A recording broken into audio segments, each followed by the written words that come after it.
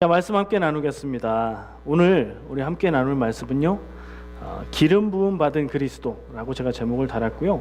내용은 요한복음 12장에 나와 있는 마리아가 예수님의 발에 향유를 붓고 머리로 씻고 했던 그 일에 대한 내용입니다. 제가 캘거리에 온 지 몇 년쯤 된 것 같으세요? 한번 헤아려 보세요. 처음부터 보신 분들 11년 됐어요. 11년을 계속 보신 분들도 계시죠? 와, 예, 시간이 그렇게 지났습니다. 근데 그때 2007년, 2008년 이런 때 사진을 가끔 볼 때가 있어요. 사진을 보면 제가 볼 때는 그때나 지금이나 똑같습니다. 전혀 변하지 않았는데, 예, 동안이라는 얘기죠. 예. 그런 생각을 하는 동안 한 가지 달라진 걸 느껴요. 머리카락은 좀 달라졌구나. 머리가 좀 그때보다 적어졌어요. 머리가 빠졌네. 이거 참 아쉽게 느끼고 있고, 머리카락 한 가닥 한 가닥 참 아끼고 있고, 하얗게 된 머리도 아까워서 뽑지 못하고 있습니다. 여러분들 혹시 탈모로 고민하는 분 계십니까? 예. 머리가 옛날 같지 않고 너무 빠졌어. 머리 속이 훤히 보이고 머리카락이 너무 얇아졌어. 막 이 거울 볼 때마다 속상한 분들이 있어요. 제가 그 마음을 너무 잘 압니다. 탈모의 원인은 뭘까요? 영양 부족, 스트레스. 근데 가장 큰 원인은 제가 알기로는 유전 그리고 노화입니다. 그러니까 유전은 뭐 어떻게 할 수가 없죠. 근데 할 수 있는 건 유전의 영향이 있지만 최대한 덜 빠지게 할 수는 있겠죠. 노화는 이런저런 노력으로 조금 덜 늙게, 몸이 덜 늙게 할 수는 있겠죠. 그 외에는 뭐 두피 관리를 잘 못했다든가, 잘 안 씻는다든가, 너무 많이 씻는다든가, 자기 건강에 좀 안 맞는 샴푸를 써서 손상이 간다든가, 뭐 그런 거 있겠죠. 왜 갑자기 머리 얘기하냐면요, 그냥 생각이 났어요. 말씀을 준비하다. 왜 생각이 났나 하면 오늘 말씀에 기름 붓는다는 얘기가 나오잖아요. 근데 오늘 그 요한복음 말씀은 머릿속에 한번 생각해 보세요. 예수님께 향유를 부은 일이 있는데 그 향유를 부은 사람은 누구예요? 마리아. 어떤 마리아? 사실은 공관복음이 다 달라요. 향유를 부은 사람이. 마태복음은 어떤 여인입니다. 이름이 없어요. 누가복음은 막달라 마리아입니다. 그리고 오늘 요한복음은 나사로의 동생 마리아입니다. 다 다른 사람이거든요. 근데 어떤 여인은 같은 사람일 수도 있겠네요. 어쨌든 내용이 다 달라요. 그리고 예수님에게 향유를 바르고 붓고 한 것도 달라요. 어떻게 다를까요? 두 가지가 있어요. 하나는 오늘 말씀처럼 발에다 붓고 머리카락으로 닦은 게 있고요. 하나는 머리에 붓는 게 있어요. 머리에.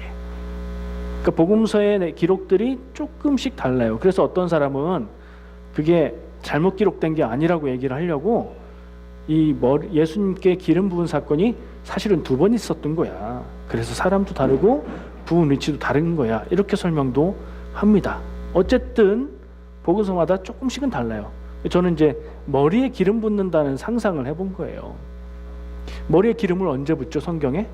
왕을 세울 때, 선지자를 세울 때, 그러니까 하나님이 어떤 사람을 신적인 권위로 선택했다는 것을 나타낼 때 하나님의 사람이 특별한 기름을 가지고 가서 머리에 기름을 붓는다, 이렇게 표현이 돼 있죠. 그래서 그 생각하면서 머리 생각이 났었어요. 왕이나 예언자를 선택하고 세울 때 머리에 기름을 붓고요. 또 하나님의 은혜가 축복으로 임한다, 이런 느낌 표현할 때 우리 자리에 하나님의 기름 부으심이 있기를, 뭐 이런 표현 하잖아요. 그거 어노인팅이라고 하는데 영어 표현으로 어노인트가 기름 부음이라는 뜻이라 그래요. 그러니까 하나님의 은혜의 기름, 그것이 나에게 부어지는 상상을 하면서 교회에서 그런 표현을 하는 것 같아요. 또 이 기름 붓는다, 기름 바른다의 용법으로 성경에 나온 게 신약 시대에 보면 기름을 발라서 환자를 치료한다는 얘기가 나오죠. 어떤 기름인가? 어떤 기름을 발라야 상처가 치료되나 궁금해하실 거 없어요. 그때는 의학적인 지식이 없어서 기름 바르면 치료될 것 같아서 그렇게 했던 것 같아요. 뭐 효과가 있는 것도 있기는 있었겠지만 병 났다고 아프다고 기름 바른다고 낫는 거 아니죠. 예. 근데 그때는 그렇게 했다 이거죠. 치유의 의미로 기름을 바른 얘기도 나옵니다. 또 기름을 바르는 것은 신약 시대에는 손님이 왔을 때, 건조한 동네니까 요즘에 조금 건조는 넘어가는데 건조하다고 느끼는 이유가 눈이 녹으면서 먼지가 막 너무 많지요. 그리고 아직 파랗게 돋아나지 않았으니까 조금 건조한 느낌이 들어요. 그거보다 훨씬 더 심하게 건조한 지역이니까 손님이 오면 막 건조하고 먼지 쌓이고 이런 거예요. 그러면 제일 먼저 하는 게 손님에게 씻을 물을 갖다 주고 종이 발을 씻어줘요. 그리고 나서 발에다가 기름을 발라주든가 또 환대의 의미로 머리에다 기름을 발라주기도 해요. 뭐 그런 환영의 환대의 의미도 있고요. 또 한 가지 중요한 그 기름 바르는 것의 의미는 예수님이 죽으시고 장사되셨을 때 부활하실 때 여인들이 예수님을 무덤에 찾아가죠. 뭐 하기 위해서 갔죠? 시신에 기름을 바르기 위해서. 그게 장례 의식이거든요. 그걸 못해서 그걸 하려고 갔던 거예요. 그랬다가 예수님의 부활 사실을 알게 되죠. 그러니까 기름 붓는다, 기름을 바른다, 이게 성경에 여러 가지 의미가 담겨 있어요. 그 중에 오늘 요한복음에서는 누구예요? 나사로의 동생 마리아가 예수님께 나와서 발에 기름을 바르고 향유를 바르고 머리카락으로 씻는데 그건 무슨 의미일까 하는 생각을 해보게 되는 거예요. 왜냐하면 성경에서 그 마리아가 하는 행동을 적어놓고 어떤 마음으로 왜 그렇게 했는지에 대한 설명이 전혀 없어요. 그러니까 우리는 마리아가 왜 그랬을까? 알 길이 없는 거예요. 다만 마리아가 왜 그랬다는 얘기는 없지만 예수님이 이 여인이 한 것은 나의 장례를 준비한 것이다 라고 얘기해서 의미를 부여하시고 칭찬하신 게 있죠. 아마 그게 강조가 되는 이야기라서 왜 그랬나는 설명이 없는 것 같기도 해요. 저는 오늘 그래서 이 말씀을 이렇게 좀 생각하고 깊이 있게 보기 위해서 세 가지 측면에서 생각을 해봤어요. 등장인물로 봤어요. 등장인물 3명이잖아요. 예수님께 향유를 부었던 마리아, 그리고 그 옆에서 한마디 하는 사람이 있어요. 왜 그걸 그렇게 했니?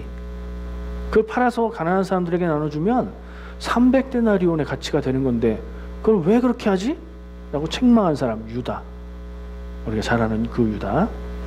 그리고 그의 여인의 행동을 칭찬하고 자기의 장례를 준비했다고 말씀하신 예수님. 입장이 다를 거 아니에요. 그 각각의 입장에서 한번 생각을 해보려고 합니다. 그 전에 제가 좀 전에 얘기할 때 이 향유 한 병의 가치가 유다가 말할 때 얼마라고 했다고요? 300데나리온. 데나리온은 그때의 화폐 가치고 로마의 화폐라고 알고 있어요. 그러면 300데나리온이 얼마인지 한번 생각해 볼 필요가 있겠죠. 지난번 말씀 나눌 때 잃어버린 드라크마 얘기할 때 한 드라크마는 한 데나리온하고 같다고 얘기를 했었죠. 그리고 그 한 데나리온의 가치는 얼마라고 했죠? 노동자의 하루 품삯이라고 했습니다. 노동자의 하루 품삯이면 그게 좀 애매하죠. 시대가 다르고 배경이 다르니까. 그러나 적게 잡아도 300일치 품삯이면 하루에 뭐 이렇게 계산을 해보면 아주 작게 잡아도 제가 생각할 때는 10,000불은 되는 것 같아요. 이렇게 숫자로 얘기하면 느낌이 다르죠. 향유 한 병입니다.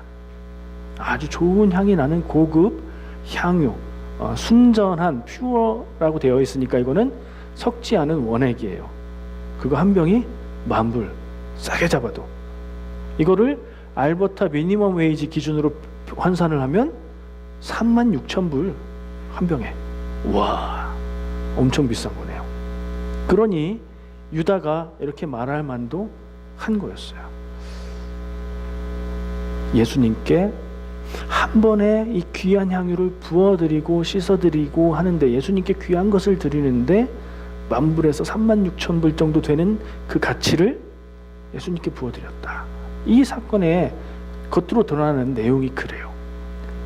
자, 마리아는 왜 그랬을까요? 전제로 말씀을 드리자면 마리아가 왜 그랬을지 우리는 알 수 없어요. 성경에 어떤 단서도 말해주지 않고요, 어떤 의미도 연결해주지 않고 있기 때문에 알 수는 없습니다. 마리아는 왜 그것을 예수님의 발에 붓고 머리카락으로 닦고, 혹은 다른 성경처럼 왜 예수님의 머리에 그걸 부었을까? 그 행동이 뭘 나타낼까? 유대인들은 그걸 금방 알까? 어쨌든 우리는 성경이 제공해주는 정보가 없어서 왜 그랬을까 하는 생각만 해볼 수 있어요. 한번 상상해 볼까요? 여러분들이, 이거는 아마 제가 듣기로는 굉장히 정성껏 평생토록 모아놓은 결혼 자금 혹은 결혼을 준비하는 그런 내용들, 뭐 그런, 그만큼 평생토록 모아놓은 귀한 거라고 해요. 만약에 여러분들에게 그런 게 있으면 어디 눈에 보이는데 막 아무렇게나 놔두겠어요? 아니죠. 보물상자 같은 데 넣어놓겠죠. 금고나 뭐 이런 데 넣어놓을 거예요. 그리고 가끔씩 열어보면서 잘 있나 보고 잘 있네, 흐뭇해하고 뿌듯해하겠죠. 이거가 내가 필요할 때 아주 큰 힘이 될 수 있는 거, 난 이거 준비해놨어, 보험 같은 거야, 이런 마음으로 굉장히 좋아했을 거예요. 굉장히 귀하게 생각했을 거예요. 그것을 한순간에 예수님께 부어서 다 써버렸다. 예수님께 드린 거죠. 예수님께 드리는 것으로 쓴 거죠. 어떻게 하면 그럴 수 있을까? 여러분들 삶에 그 정도 값어치가 되는 귀한 게 뭐가 있을까요? 전 재산? 뭐가 있을까요? 차하고 비슷한 것 같아요. 싼 차, 비싼 차, 뭐 그 정도 되지 않나요? 차 한 대? 누구한테 내 차를 그냥 선뜻 줄 수 있을까요? 산지 며칠 안 된 차를 그냥 타 하고 줄 수 있는, 명의 이전까지 해서 줄 수 있는 그런 사람이 누굴까요? 있으세요? 그런 사람? 가족 말고, 아내나 남편, 배우자 말고 누구한테 줄 수 있을까요? 사랑하는 사람, 그죠? 정말로 사랑하는 사람. 나의 가족이라서 사랑하는 게 아니라 가족 외의 사람인데 가족보다도 더 친밀하고 감사하고 고맙고 너무나 사랑하는 사람이라면, 내게 있는 모든 것을 다 줘도 아깝지 않은 사람이라면 그걸 줄 수 있겠죠. 그런 생각을 해볼 때 마리아가 왜 예수님에게 그것을 했는지는 정확히 알 수는 없지만, 마리아가 예수님을 얼마나 사랑했고 예수님을 얼마나 귀하게 여겼고 얼마나 존경하고 고마운 마음을 가졌는지는 알 수 있어요. 내가 가진 모든 것을 다 드려도 아깝지 않은 거예요. 그것을 주는 게 오히려 기쁜 거예요.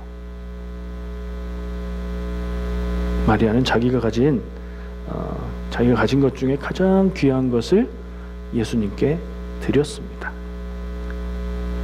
어쩌면 예수님이 말씀하신 것처럼 예수님의 장례를 준비할 틈이 없으니 성령의 감동으로 지금이야, 지금을 위해서 이걸 뭐 하는 거야? 예수님께 드려야지 하는 마음이 있었을지도 모르죠. 어쩌면 아까 제가 처음에 소개했던 기름 부음의 의미가 다 들어있을 수도 있어요. 예수님은 모든 인류의 진정한 왕이 되시고 하나님의 말씀을 전하시는 예언자가 되시고, 그죠? 그리고 우리가 가장 사랑하는 분, 가장 감사한 분이고, 그리고 예수님의 죽으심을 장례를 준비하는 일이 되기도 하기 때문에 그 모든 의미를 다 담은 것일 수 있을 것 같아요. 나는 주님께 무엇을 드릴 수 있을까? 나는 주님을, 예수님이든 하나님이든, 나는 얼마나 사랑하고 그 사랑한다는 마음과 말을 어떻게 표현하고 행할 수 있을까 하는 질문을 좀 해볼 수 있는 그런 입장이었던 것 같아요. 왜냐하면 예수님을 따랐던 사람들이 많이 있었지만 주님께 이렇게 자기의 가장 귀한 것을 드린 사람은 많지 않았기 때문입니다.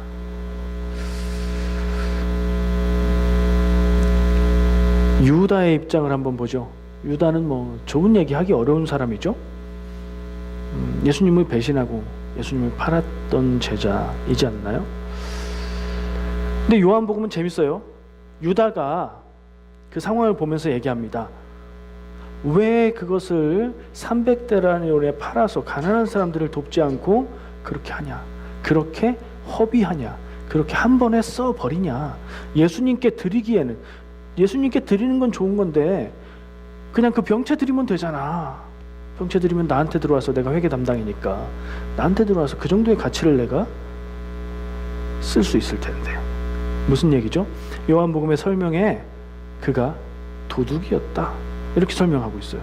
다른 복음서에는 그런 얘기 없어요.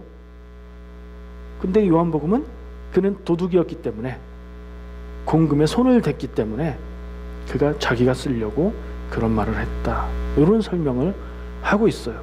어떻게 알았을까요? 비밀리 했을 텐데. 꼬리가 길면 밟히는 법이라 그럴까요? 아니면 다른 복음서들하고 요한복음하고는 쓰여진 연대가 한 30년 정도 차이 난다고 그렇게 얘기를 하거든요. 그 30년 사이에 밝혀진 거예요. 유다가 도둑이었다, 이 사실이. 누가 막 얘기를 했을지도 모르죠. 아니면 그런 이야기가 사실과 관계없이 생겨났을 수도 있어요. 유다 나쁜 놈이라는 그런 의미에서 그런 이미지가 생겨났을 수도 있죠. 어쨌든 요한복음이 이야기하는 것은 유다는 그것을 팔아서 가난한 사람들을 나눠줄 수 있는 그런 귀한 건데 그렇게 한 번에 써버리니? 라는 말이 순수한 말이 아니라는 걸 알려주고 있어요. 무슨 말인지 아시겠죠?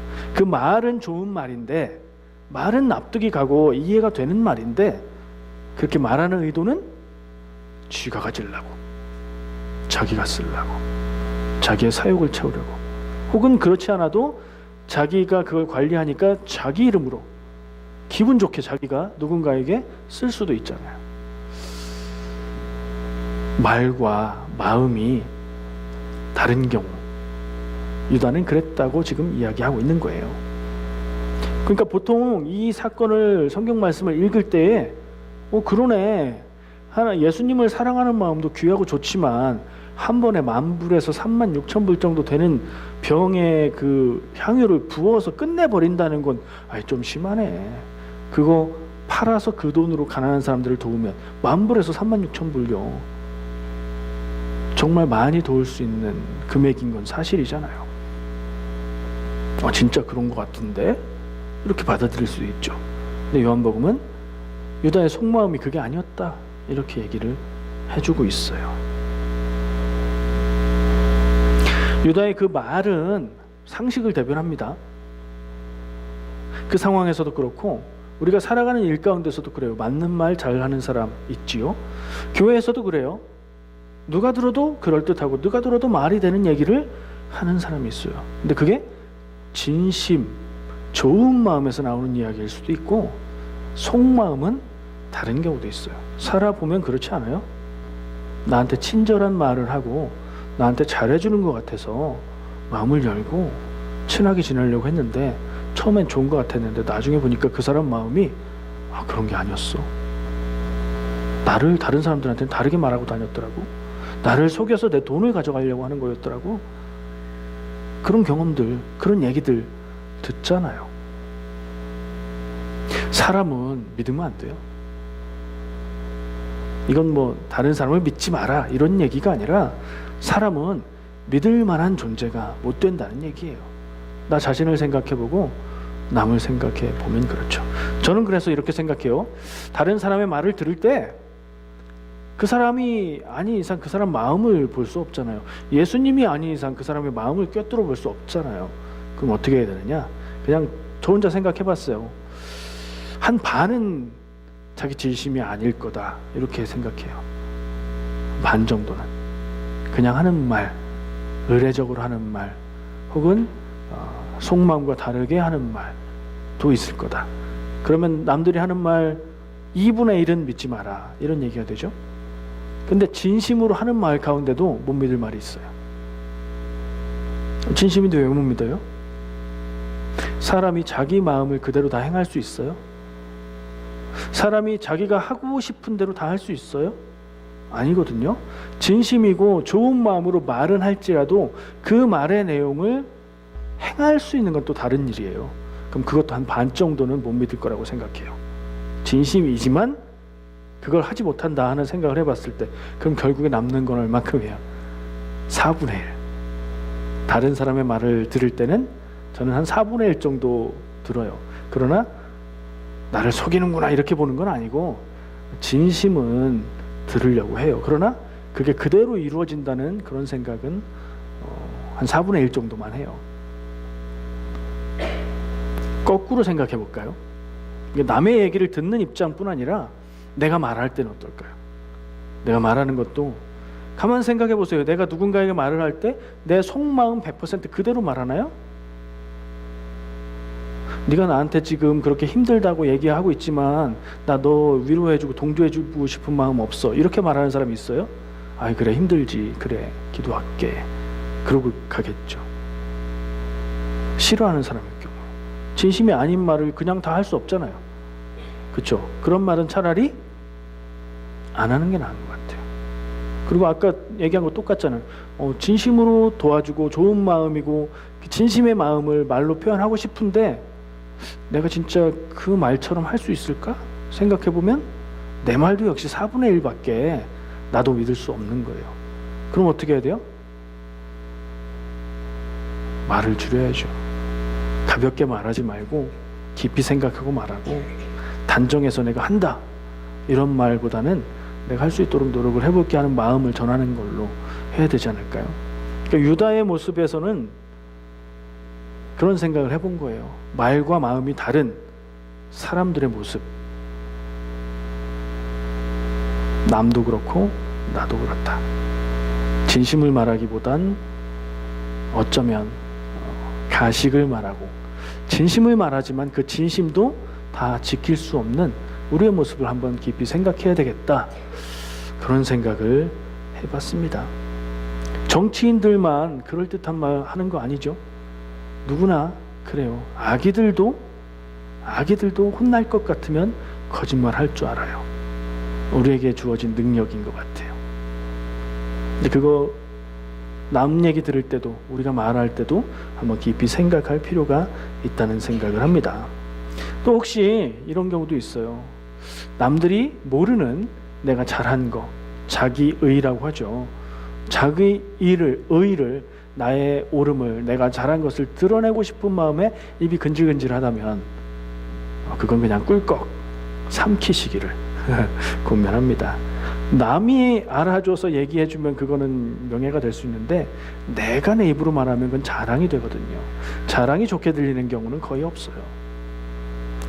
말에 대한 생각을 해봤어요. 유다에 대해서. 자, 예수님 생각을 해볼게요. 예수님은 일단 성경에 나오는 모든 상황을 볼 때 사람들의 마음을 다 보세요. 그렇죠? 예수님은 사람의 마음을 다 압니다. 그러면 이 예수님은 지금 성경이 알려주지 않아서 마리아가 왜 그렇게 했는지, 마리아가 무슨 마음으로 그렇게 했는지 우리는 모르지만 예수님은 마리아의 마음을 보셨겠죠? 마리아의 마음을 다 아십니다. 예수님은. 그리고 유다의 입장을 받아주는 게 아니라 유다를 책망하고 마리아를 칭찬하세요. 마리아의 마음을 받으신 거예요. 그렇죠? 그리고 이 여인이 나의 장례를 준비했다라고 귀한 의미를 그렇게 부여해 주십니다. 왜냐하면 예수님의 장례 의식은, 기름 바르는 장례 의식은 할 기회가 없어요. 할 여유가 없어요. 그래서 못하고 있다가 그 기름 바르는 걸 하려고 여인들이 가는 길이었는데 그때 이미 예수님이 부활하셨기 때문에 그 장례 의식을 할 시간이 없었어요. 그래서 이 마리아가 예수님께 부어드리고 발랐던 그 향유가 예수님의 장례를 준비한 거다라고 말씀하시는 거죠. 정말 귀한 일을 한 거예요. 저는 거기에서는 이런 생각을 해봅니다. 마리아가 예수님께 귀한 것을 드렸어요. 귀한 마음으로. 예수님은 그것을 아시고 그것을 보시고 그것을 귀하게 기쁘게 받으셨어요. 나는 주님께 무엇을 드린 적이 있나요? 그런 생각으로 접근을 해본 거예요. 나는 마리아처럼, 마리아만큼, 아니 그거에 못 미치더라도 무엇이라도 주님께 드렸나? 무엇이라도 주님께 드리고 싶은 마음이 들었나 하는 생각을 해본 거예요.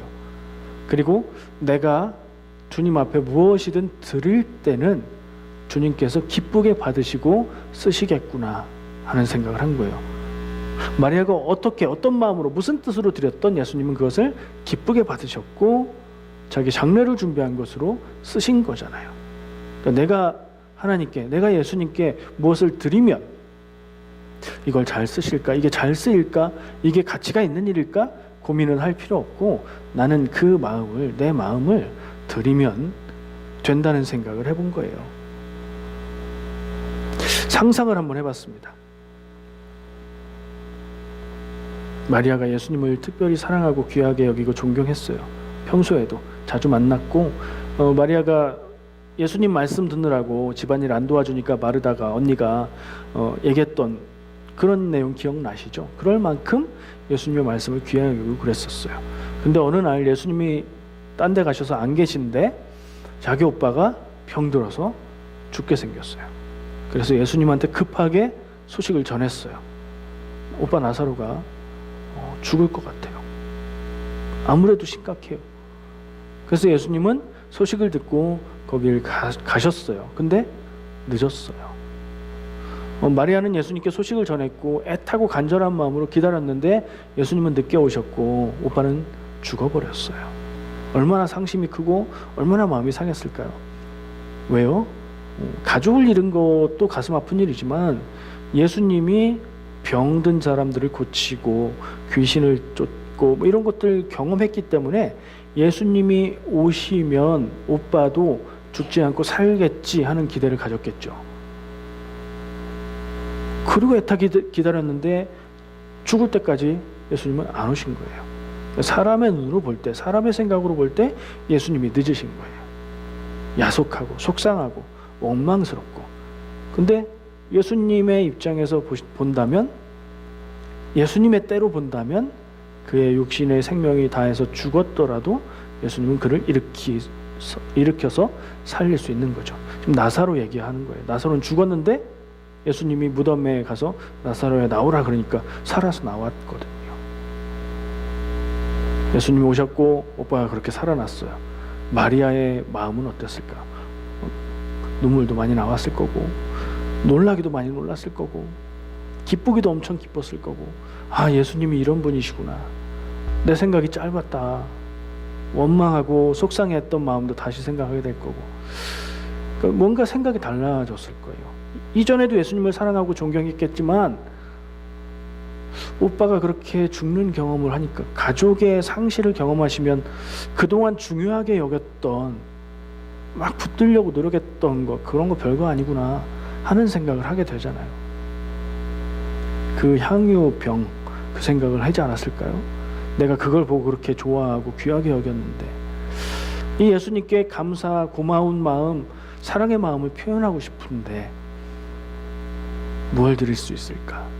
그거 드리면 되겠다 생각이 났나 봐요. 그리고 그걸 생각해서 드리면서 아깝지만 드린 게 아니라 누가 드리라고 한 적이 없으니까 귀한 것, 가장 귀한 것을 가장 귀한 일에 사용하면 기분이 어때요? 내가 뭔가를 드려서 그게 가장 귀한 일에 쓰인다 이렇게 생각하면 그게 크면 클수록 기분이 좋지 않을까요?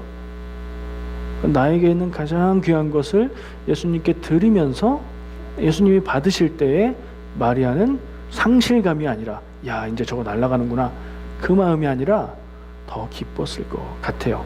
여기까지는 저의 상상이었어요. 이 이야기와 상황을 볼 때 마리아는 그런 마음, 예수님은 또 그런 마음을 다 보시고 받으신 것이 아닐까. 그렇다면 우리가 생각해야 될 건 뭔가 하는 질문을 해보는 거예요. 이거 여러분들 마음속에 떠오를지 안 떠오를지 모르겠는데 헌금 많이 하세요. 그러면 축복받습니다. 이 얘기 아닌 거 아시죠? 하나님 앞에 내가 그 사랑하는 마음을 표현하는데 내게 있는 것 드리는 것 그걸 얘기하는 거예요. 나의 시간, 나의 인생, 나의 마음, 나의 노력, 나의 희생 내가 이걸 하면 많은 이익을 볼 수 있는데 하나님이 원하지 않으시는 것 같아서 그거 포기하고 다른 길을 선택한다면 그것도 하나님께 드리는 일이 되겠지요. 마리아는 하나님께 가장 크고 귀한 것 같이 보이는 걸 드렸는데 어떤 때는 내 마음에 이거 하나님께 드리면 좋겠다, 이거 예수님께 드리면 좋겠다 그런 생각이 드는데 또 한편으로 아유 요거 드려서 뭐에 쓰실까 하는 작은 것일 수도 있어요. 그렇죠? 근데 그 마음이 작은 건 아니거든요. 하나님은 기쁘게 받으실 줄 믿습니다. 또 이상한 것일 수도 있어요. 내가 생각할 때 요거 지금 이 상황에 이렇게 드리는 게 맞는 건가? 이상할 수도 있는데 이상한 것 같아 하는 마음이 들 수도 있어요. 근데 마음에 자꾸 그것을 드리고 싶은 마음이 생긴다면 받으실 거라고요. 받으시고 사용하실 거라고요. 한 얘기가 떠올랐어요. 그런 생각을 하면서 오병이어 기억하시죠? 빵 5개, 물고기 2마리 가지고 몇 명이 먹은 일이에요? 5,000명. 근데 남자만 5,000명. 그러니까 5,000명 이상이 빵 조금, 물고기 조금 가지고 먹었어요. 근데 어떤 말씀에서는 어린아이가 그것을 가지고 나와서 드렸다 이렇게 기록해요. 어린아이가 내놓은 많지 않은 양의 헌신이었어요. 근데 그것을 예수님이 받으시고 기도하시고 그것으로 많은 사람이 배부르게 먹었다고 기록하고 있죠. 어떻게 보면 이 예수님께 향유 한 병, 조그만 건데 굉장히 비싼 가장 귀한 것이라고 할 수 있는 그 가치 있는 것을 드리고 그것이 예수님의 장례 준비가 되었다. 이렇게 한 사건하고 비교해 보면 아주 작은 것을 드린 거지만 먹을 거 조금인데 그것을 또 크게 썼던 이런 사건이라 내용상 반대다 이렇게 생각할 수도 있어요. 근데 그 본질을 생각해 보면요, 내게 있는 것, 내가 가진 것, 내가 드릴 수 있는 것을 주님께 드렸더니 주님께서 귀하게 쓰셨다. 이 내용에 있어서는 본질적으로 똑같아요. 그런 면을 말씀드리고 싶은 거예요. 내게 있는 것, 내가 할 수 있는 것, 나에게 허락해 주신 것, 그것을 주님께 드려서 내게 마음 주실 때 이웃을 위해 사용하든 주님의 일을 위해서 사용하든 어떤 일에 헌신을 하든 주님께 드릴 때 주님께서는 그것을 기쁘게 받으시고 사람들이 어떻게 보든지 관계없이 야 그거 거기에 그렇게 한 번에 쓰기에는 너무 많은 거 아니야? 이렇게 볼 수도 있고 너 그거 거기 보태서 티나 나겠니? 이렇게 볼 수도 있고 그거 좀 이상한데 생각할 수도 있지만 내가 하나님이 나에게 주신 마음과 감동 안에서 내가 할 수 있는 것, 나에게 주신 것, 내가 드리고 싶은 것을 드릴 때 크게 아름답게 쓰실 것이라는 생각을 했습니다. 나는 주님께 무엇을 드릴 수 있을까요? 마리아는 마음속에 향유를 예수님께 드리고 싶은 마음이 들 때 안 돼, 이거 얼마나 비싼 건데 이런 생각으로 그 마음을 접을 수도 있었겠지요. 우리가 살면서 우리 마음에 감동이 오는 헌신의 순간들, 하나님께 예수님께 무엇인가 드릴 수 있는 순간들을 그냥 마음 접고 끝나는 건 아닌가? 질문해 볼 필요도 있을 것 같고요. 사람의 방법이 중요한 것이 아니라 주님의 방법대로 주님의 때에 주님이 원하시는 곳에 드릴 수 있다면 참 좋겠다. 그런 마음도 한번 생각해 봅니다. 여러분들 삶 가운데에 무엇인가 주님께 드리고자 하는 마음이 생기신다면 기쁜 마음으로 드릴 수 있기를 축복합니다. 주님은 그것을 크게 쓰실 줄 믿습니다. 기도하겠습니다. 사랑과 은혜의 주님 감사합니다. 오늘 함께 말씀을 나누었습니다. 함께 생각해 보았습니다. 마리아가 예수님께 감사와 사랑과 귀한 마음을 드렸을 때에 그것을 사람들은 낭비라고 여겼지만 주님은 귀하게 받으셨습니다. 하나님, 우리가 살아가면서 나에게 허락하여 주신 것, 내가 할 수 있는 것, 내 마음속에 드리고 싶은 것, 그것을 가지고 주님 앞에 기쁜 마음으로 드리며 살아갈 수 있는 내가 되게 하여 주시옵소서. 사람들이 어떻게 볼까, 내가 어떻게 생각하나, 그것이 중요한 것이 아니라 주님이 어떻게 받으실지, 주님의 마음에 합한 것인지 우리가 그것을 중요하게 여기며 드리는 삶이 되게 하여 주시옵소서. 예수님의 이름으로 기도합니다. 아멘.